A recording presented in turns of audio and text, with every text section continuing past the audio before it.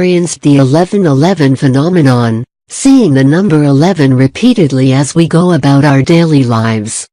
I started seeing it 2 years ago, on clocks, cars, receipts, phones, bank statements. Everywhere. The craziest time was when I was looking for an apartment to rent.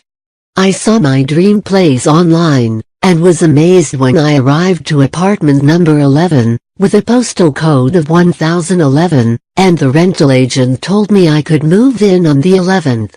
When the day arrived, the moving company was due at 10 a.m., but they were late, arriving, you guessed it, at 11:11 a.m. When this happened, my intuition told me, this is no coincidence. I had to discover what it all meant.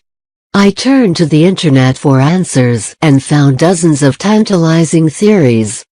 I noticed that they all had a spiritual context, and are pinned by the promise of something mystical and magical.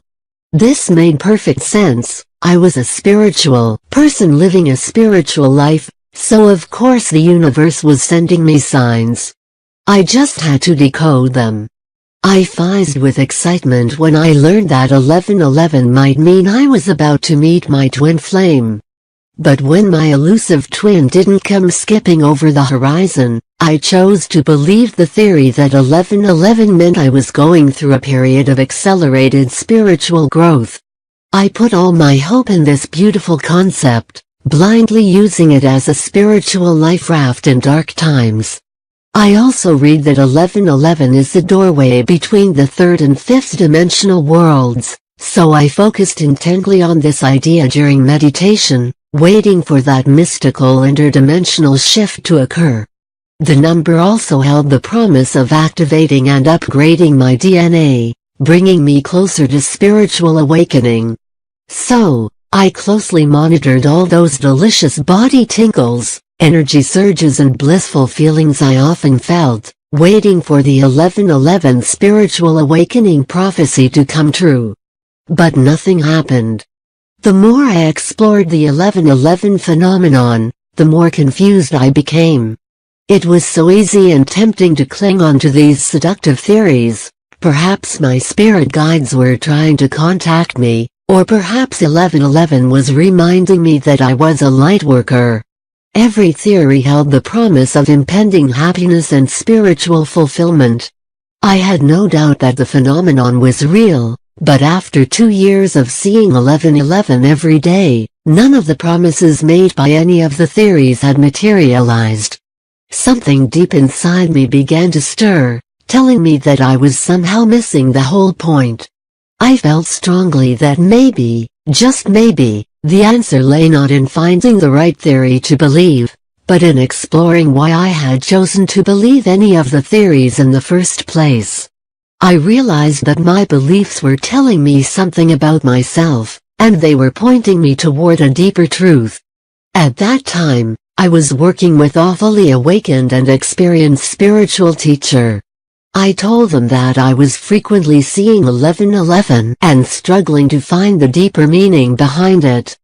He replied, "We see what our ego wants us to see. We believe what our ego wants us to believe." He reminded me to breathe into the present moment and let go of my ego story, because problems can't be solved with the mind, they can only be resolved through conscious awareness. So I breathed into the moment and connected with stillness as the deeper truth slowly blossomed up from inside me, crystallizing into perfect clarity in the form of 3 realizations. Firstly, I realized that whilst the 11:11 phenomenon is certainly real, I had unintentionally used it as an ego projection. My ego had grabbed onto those exciting theories, using them to create all sorts of beliefs and ideas about myself, spinning a web of illusion to keep my attention away from my authentic self.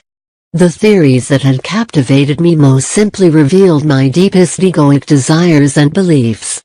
They showed me what I yearned for, what I dreamed about and what I gave special meaning and attachment to. Approaching 11:11 from the place of ego and its beliefs had only served to inflate my spiritual ego, taking me even further away from the spiritual fulfillment that many of these theories promised.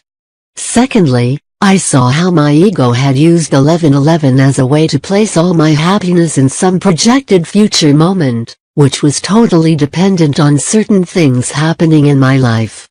But life only ever happens now, in this ever-present moment. If I continue to believe in my ego stories about 1111, I would always feel dissatisfied, unfulfilled and lacking. I would look to 1111 and other beliefs for the promise of a better future. It had been an ego trap, keeping me out of the present moment and focused on chasing fantasies of future happiness. In believing 1111 theories, I had been resisting myself and the present moment, pushing myself even further away from my authentic self. As I slowly exhaled and allowed these two realizations to sink in, they weaved gracefully together into the third realization, which showed me the true significance of 1111. In order to find the happiness and spiritual fulfillment that my ego desired from 1111 theories, I had to let all of them go. In letting go, I felt a deep sense of freedom, which brought an even deeper sense of peace. So, for me, 1111 is a powerful reminder to breathe into the present moment and connect to conscious awareness. To let go of my beliefs, desires, attachments and illusions. To let go of trying to give 1111 meaning and significance. The deeper, fundamental truth is that everything I was ever chasing is already here, inside me, in this present moment of conscious awareness. When I fully embrace and surrender to the present moment without resistance to myself or life, I realize that I already am the love that I wanted from a twin flame. I already am everything I desired from 1111 theories, and 1111 can't give me anything because I already am everything.